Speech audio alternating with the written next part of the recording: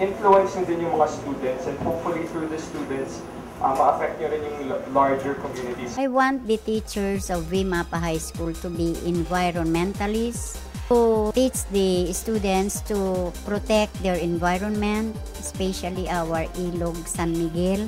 The topic that we've discussed is on cleaner production or waste minimization. One of the problems na na-identify is yung generation nila ng mga chemical waste. Napukaw sila na, ay, oo nga, pwede palang gawin ito. Iisip na namin yung mga teachers ng chemistry. Paano namin siya itatapon? This is a very good project.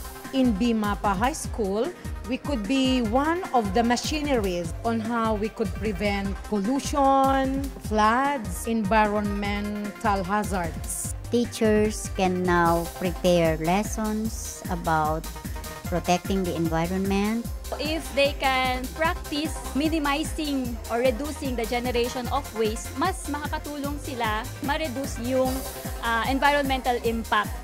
With your help, the river will flow with life again.